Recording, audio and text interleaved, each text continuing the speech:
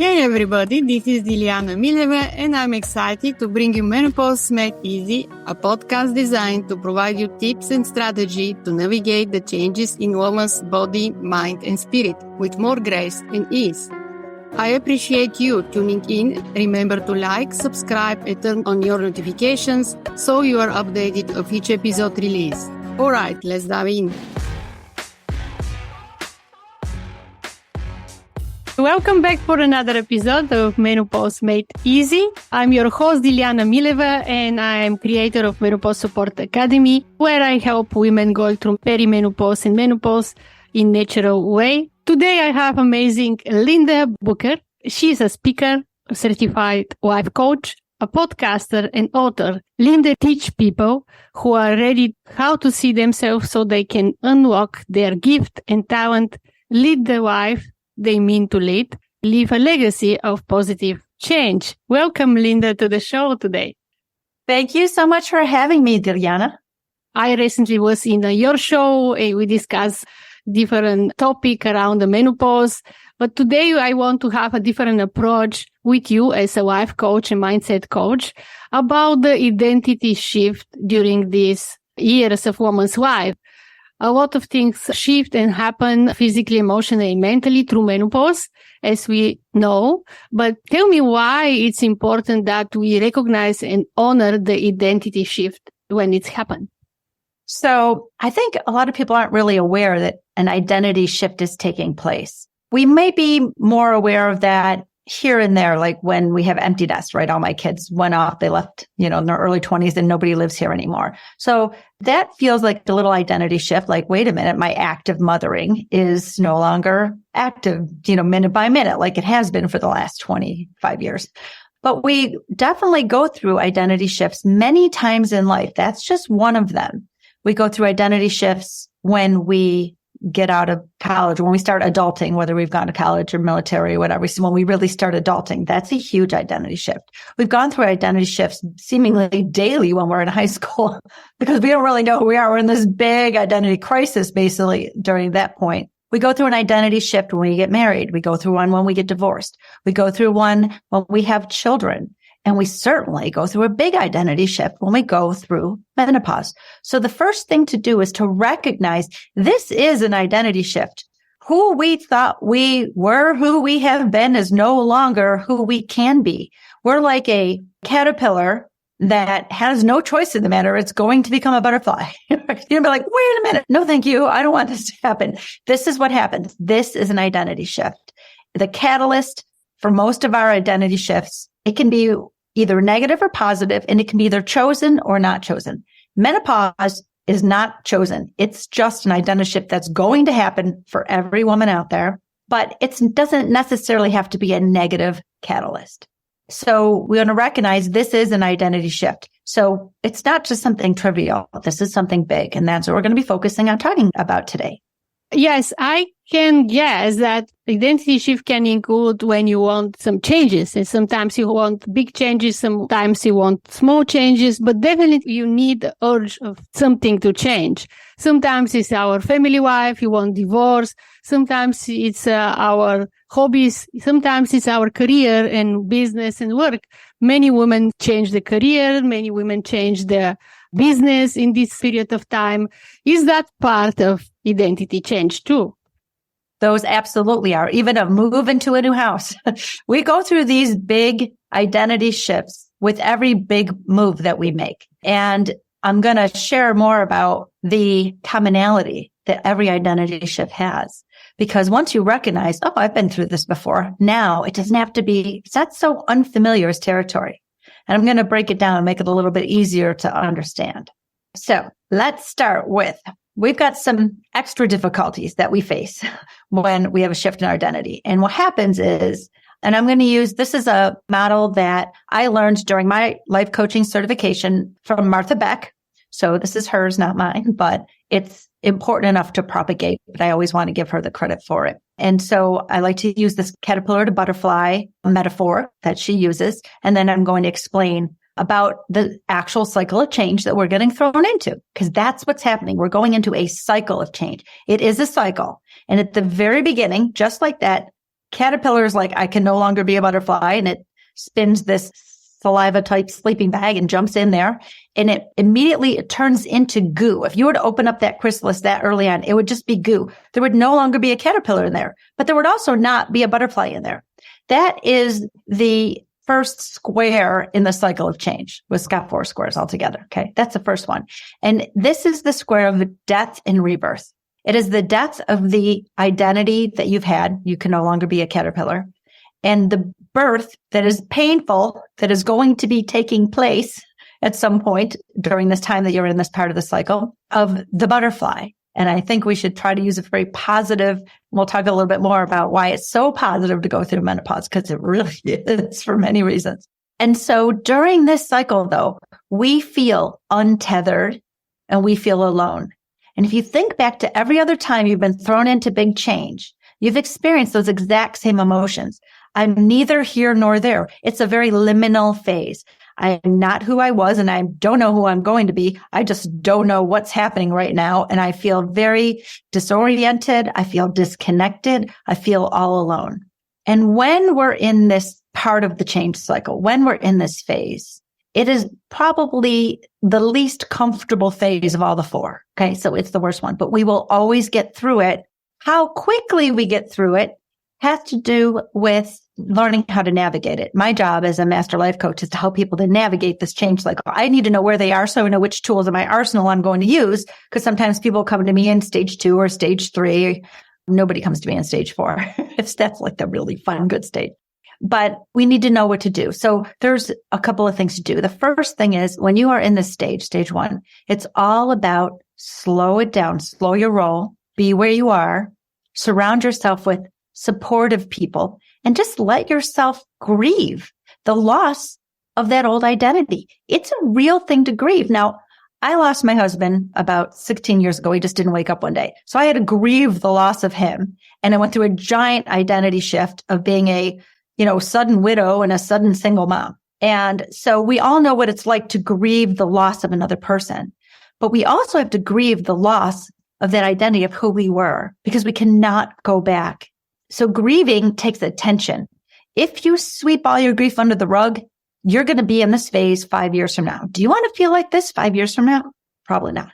So what we want to do is pay attention to it. I have a great grieving tool that I'm happy to share with anybody who wants to connect with me about how to grieve, no matter what you're grieving. But this will also work if you're grieving the loss of that identity through menopause.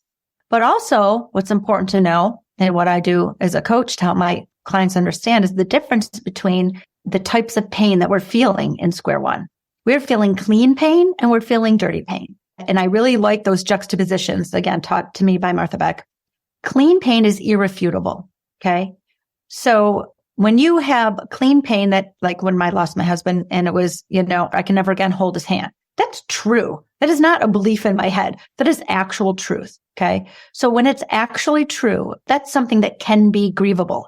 And grief is like inside you.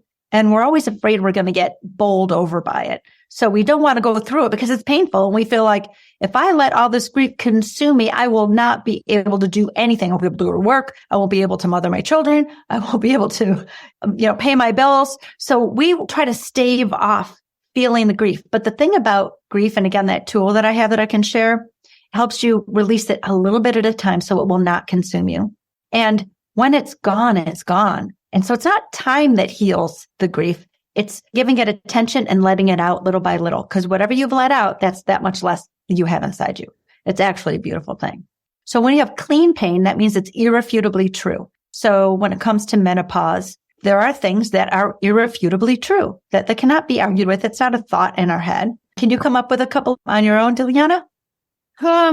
Yeah, mainly feel not understood, feel isolated, one. Also feel that helplessness, that you don't know how to help yourself, but you need change. You feel that this urge to change something in your lifestyle, your diet, or in the way that you see the thing, but you don't know how and where to go, with who to speak, right? So that you come in this space to help them to navigate through this, and it give them different tools, right? You have different approach to that. Yeah, it's good to know. Yeah. Right. So some of the things that are clean pain would be, I've gained 10 pounds and I don't like it. That's irrefutably true. Okay. It's like, I do not like this. What would be dirty pain is now I am ugly. So this is what I mean about understanding the difference between clean pain and dirty pain. Okay. And some of the emotional things that you're talking about are actually true. I am misunderstood. My children cannot understand this because they're not in my shoes. My husband cannot understand this. My brother can't, my father, they cannot understand this. My young friends who haven't been through it yet, they cannot understand it. The women who I know have been through it, but it was super easy peasy for them. They cannot understand. That is true. That is irrefutably true. So you're right. That would be like clean pain. And that's something that we need to become acceptant by. Okay, stop expecting people to understand it because that's causing you dirty pain because the thought is they should understand. See the difference between clean pain and dirty pain? Okay. So clean pain can be grieved. And if you sweep it under the rug, it's still going to be there 10 years from now. Dirty pain cannot be grieved. You can cry all day long. You can say, I'm ugly. Nobody loves me. I gained 10 pounds. Nobody ever wants. I'm all alone. All of those things are dirty pain. And all the crying in the world will never get you through this dirty pain. The only thing that will get you through dirty pain is to challenge the thoughts that are causing it. All of that emotion is caused by thinking. So crying isn't going to fix it. What's going to fix it is bringing your awareness to it using the thought work like that we do as coaches. Is bring your awareness to this thought, challenge the thought. If the thought were so easy to let go of, you probably let go of it because we don't like to be in pain. But that's not what happens. What happens, this thought has its talons into us. So when we challenge it and we start to really inspect it, and I love using a tool by Byron Katie to do this, her thought work. That way, then that thought begins to feel less true. Because if we believe something is purple, but then we find actual proof that it's yellow, brown, and orange, then our egos who don't like to be wrong will say, wait a minute, that's not purple. And that's how we start to disbelieve these thoughts that have a hold on us that are causing us emotional pain, this dirty pain. Those are all the ways to get through stage one. And that is the biggest, most difficult stage of all of the change cycle. So remember, you want to be around people who are supportive. You want to take care of yourself, give yourself space, grieve the clean pain deliberately and consistently, and disbelieve the dirty pain with the help of a coach. That's how you get through stage one. Any questions before I move on to stage two? No, go ahead. Okay. So stage two of the cycle of change is so much more fun. This is the dreaming and scheming phase. This is the phase when you are in the discovery mode of who you are becoming. So it's way cool because I'm going to give you a little hint. The person you're going to find is probably even better and more lovable to yourself and more acceptable to yourself than the person you're leaving behind. Okay. So that's like a little spoiler alert. What happens is when we go through this identity shift, we have this opportunity to discover our true selves. And if we do that, this is the most beautiful, magical part of change that there is. I remember when I was in the grief group after my husband passed away that I was there, and it was about 2 months after he died. And there were those people there, suffering from dirty pain. Oh, my wife died 10 years ago. My husband died 12 years ago. And I was like, I'm not going to be here 10 and 12 years from now. Like, I'm getting this grief over because I have a life to live and I don't want to be bogged down in this grief. And it was like brain fog. And I was in a complete time warp. It was the weirdest thing when you go through grief like that. And so I said to the group, and I wasn't even a coach at the time, but it was just some, precognition of what I was meant to be doing in the world, is I said, what if we use this opportunity that we've lost an identity, but we have a space, it's a hole, right? But now what are we going to do with it? What am I going to fill this hole with? I'm going to fill mine with learning about who I truly am and what I really want. And maybe eventually why I'm here and what I'm meant to be doing in the world. And maybe I wasn't meant to be doing it until this identity shift. Maybe this is the one. So in square two, you are dreaming and scheming. And what you're actually doing is you're noticing what lights you up and you're noticing what doesn't. And you're narrowing everything that lights you up till you finally go, it's this. This is the thing. This is the me. This is the true me. This is the part where I help people really discover their worth, because you can't do anything until you really know how worthy you are. You can't set boundaries. You can't do self-care. And you can't even like live life for yourself because you're too busy saying yes to everybody when you don't know how to say no. You know, you're basically looking for approval and validation and that you're needed. And these are all things that signify in a big red flag to me that you don't really know your worth. So if this is the case, when you're in square two, this is the time for you to really get to know who I am. What are my gifts and talents and why are they so special and meaningful? And how can I align everything that I'm doing with my true self, my gifts and talents, my purpose, right? And then do this thing that I'm here to do. And that is part of the freedom that we have as we go through menopause and our nest is emptying out and we are becoming this new self. We get to discover who she is, and who we discover is so amazing. And so this is my favorite phase to work with my clients through because they get so excited about who they discover. It's amazing. Sometimes they discovered that they need to be in a new career. Sometimes they discovered that they thought they needed to be in a career, but they really don't. They just need to show up a little differently in the shoes of who they truly are and do what's truly important to them. It's such a great time to choose ourselves without guilt. That's what we do when we go through phase two the right way. Do you have any questions on that? No? What is the next phase? Okay. And again, each of these phases, if you look back at different times in your life, you've done it. So say when you got married, you're like, oh, I can't go back to be the single person that doesn't need to check on someone else's calendar before I do anything, right? But then you got these dreaming schemes. Oh, it's going to be like this. It's going to be like this, right? But here's what happens. Then we hit phase three after the dreaming and scheming. And that's when we're actually doing it. So phase one and phase two happen internally. They're all inside ourselves.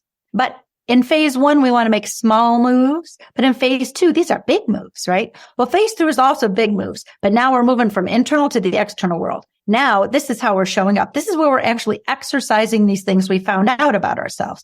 This is where we're saying, you know what? I discovered I love nature. I'm going to start taking up hiking. And then maybe you take up hiking and you're like, oh, that didn't look like anything on TV, right? It's like way harder than I thought, or it's muddier, or there's bugs out here, or I can't climb these hills and these ravines and, you know, so we discover things that happen while we're in phase three. We're in the doing phase. And this phase is basically the hero's journey. You know, I'm going to go do this. And first you're like, I don't think I could do this big thing. And then you go, all right, I can do this big thing because I discovered who I am, right? So me discovering who I am, I can do this big thing. I'm going to, you know, become a coach and help people to see themselves and know their worth and get out in the world and make big, beautiful ripples, right? But then I set out to do it and it falls flat on its face. Because I've never done it before, so I don't know how to do it. I'm figuring it out as I go along. So this part of the change cycle is like the start and stop, do over, try it again, right? We're trying and we're failing forward and we're learning, but it's like a chug. We're chugging through it. And it's not usually that who we found is wrong. It's the how we're implementing it. So if you are in this part of your menopausal journey, where you're like, okay, I found out about all these things about me, and now life is all about me, right? And it's not working so well. Maybe that's more of a strain on a relationship because you've always said, yes, I'll do it. And all of a sudden you're like, nah, I'm not going to do that. I don't feel like doing that. Now that's a shift in your household. Like people are like, wait a minute, what is happening? My mom used to always do this, or my wife used to always do this. And now who is she? Right? So now we're actually showing our true selves on the outside, and there's bumps along the way. And it's really about stepping back and becoming more self-aware about like who we are and awareness of how we're showing up now. Here's where it's time to learn about other people and how their perceptions affect us and our new perceptions affect them, and how we can show up differently and see the people around us differently, because it's our responsibility to manage our own perceptions. That's our responsibility. And this is the part where we learn how to be better communicators and better listeners, because this is how we can get through. It just takes a little grit, but we can do it, get through stage 3. Do you have any questions about that? Oh, this perfect said, and what practical steps they need to take. So I'm curious about the next step. Right. So, all right. So we're in square 3. It's trial and error. But we're doing practical things. These are things we're learning in the real world, and we're just doing practical things. Once you get to square 4, we call this the promised land. This is where we get to take our foot off the gas. This is where we can be, doing without doing. We're not trying so hard. We're not trying to change and shift the world. Now we're comfortable in who we are. We've gotten through square 3, so we know how to show up as our, menopausal self, right? We know how to show up and we can relax into it, take our foot off the gas and reap the rewards because we've been through a big cycle of change, right? But all the while, we need to remember that a catalyst can come along any point and throw us back in. And at different parts of our lives, we are in different stages. Now that you recognize these stages, you might say, oh, in my marriage, I'm in this stage. In my motherhood, I'm in that stage. At work, I'm in this stage because I just got a new job. Or in this city, I just moved here. I'm in this stage. And in menopause, when it comes to menopause, I'm in this stage. So we're always in different stages in different parts of our lives. It would be beautiful in stage 4 in all parts of our lives. Wouldn't that just be the best? And maybe we get that way at some point. But once we know that we've been through before, that we can navigate it, and this is how we navigate it, then we don't have to be so uncertain, okay? Because then I understand that change is inevitable and change is predictable. And here's how you do it.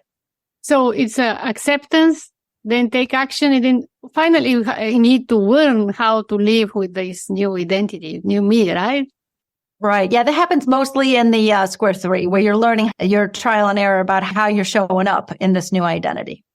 I know that it's your clients, it's not only in menopause, but if you have clients in menopause and want to help with identity, is that you're going through these 4 phases always, or you have different tools also to help them?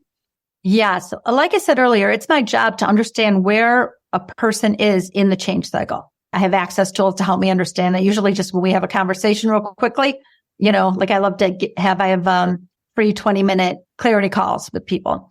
And, I can pretty much get it right away. I know where they are, where they're going to be. So whether they're in menopause or any other big change, and a big change is, an identity shift happens when like, oh my God, I've been doing this job for 20 years and whoa, that doesn't feel like me anymore. Because that happened to me. I was 45 years old and I couldn't even get my butt out of bed to go to work every morning. I was like, why won't I go? I used to love this job. I'm really good at it. Why is it like, right? So whatever the change is, that's why people come and see me as well. So I do a lot of different things along that line, but my job is to know where people are. And then, yes, I said I had a different set of tools that I use. If I'm taking a client through square 1 into square 2, we don't quit then because square 2 is, we're not experts at this, but most people are not experts at discovering who they are, but I know the questions to ask. I have the tools. Most people don't know how to get dirty pain out of the way because that's not their job. This is my job, So helping clients get into square 3, that's usually how far I would take them as a coach. Sometimes we stick together in square 3 for a long time. Sometimes it's just a little bit of time because in square 3, maybe they want to broaden their horizons because of who they found. They're like, oh, I found that, I really want to be doing a lot of volunteer work for hospice. Why? That's not my forte. I can't help them do that. So it depends on who they discover and what their plan is. By the end of stage 2, you're making a plan. That's how you know you're in stage 3 because there's indicators. How do I know when I move from stage 1 to 2 and 2 to 3 and 3 to 4? Well, when you're moving just into square 2, it's not like a snap the fingers. When you get kind of one foot in one and the other, you're going to find that you feel like painting your walls or changing your haircut or nothing in your closet seems right anymore and you want to go shopping. That's how you know you're hitting square 2 because there's this new awakening within you. You don't really know who she is yet, but you know something's happening. And to get between square 2 and square 3, that's happening when you are making a plan. You're like, oh, I'm making a plan. I'm not doing it yet, but I'm making a plan. I'm at the end of square 2. And then in square 3, when finally it starts getting easier and you're like, oh, I can kind of sit back. This is all working. Now you're entering square 4. So this is how we know that we're going through it. And it is cyclical, and how long you spend in each square or each phase is up to you. And if you get the support that you need to go through it, because nobody wants us to take a long time, right? Yes. So we get the support at each phase and whatever we need. What is the next thing that you're working on? Do you have something that is coming up, something new, or what is your next project?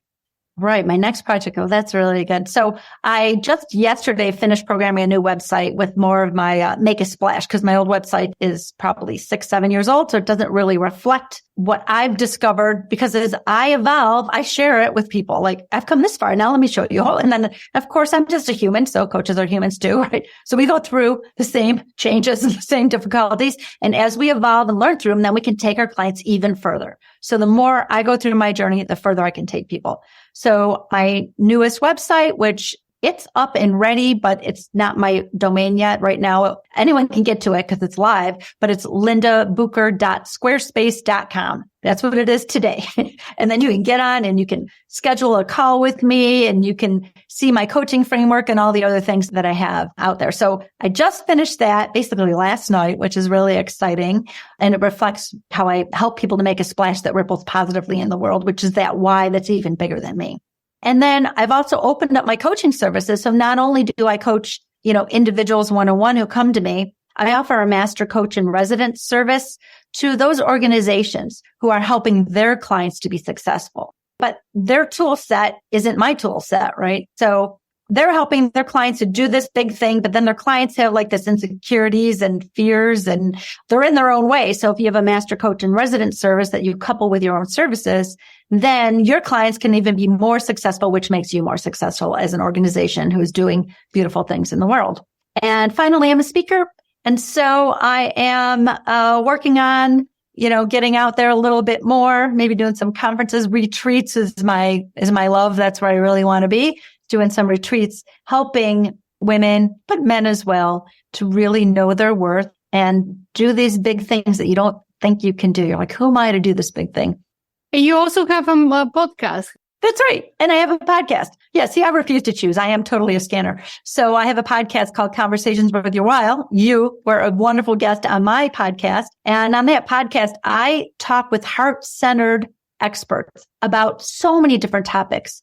And the point is to help people to evolve, to learn and grow, because my listeners are lifelong learners. And like, give me more. I want to know more stuff. I want to know more, do more, be more, and have more impact. So those are my listeners. It's Conversations Worth Your While. It's on YouTube, Spotify, Apple Music, kind of anywhere. And you just type in Conversations Worth Your While with Linda Bucher and you'll find it. What is the last thing that they need to remember going through identity shift so that they can implement right away? Well, the big important thing to know is that you are the one you've been waiting for, that you didn't come this far to get only this far, and you have big things to do, an important splash to make in this world, whatever that means to you, if that splash is within your family, your church, your community, or the world. Okay. And so give yourself some grace, cut yourself some slack. You're right where you're meant to be. And it's okay. Beautiful. Beautiful said. Thank you so much for your time and to your wisdom to share with our listeners. Thank you everyone to listen us again and stay tuned for more inspiring episode in Menopause Made Easy. If you need more additional support and resources, go visit my website, menopausesupportacademy.com, or book with me a conversation and call to discover how I can support you. Thank you everyone, and I hope to see you next time in the next episode. Thank you for tuning into Menopause Made Easy. You can check out more episodes on Apple, Spotify, iHeartRadio, and your favorite podcast apps. Check out the show notes for any website linked to this episode, including where to connect with me on social media. I appreciate you tuning in. Remember to like, subscribe, and turn on your notifications so you'll be updated of each episode release. And visit me at menopausesupportacademy.com for all podcast updates as well. Appreciate you dropping by.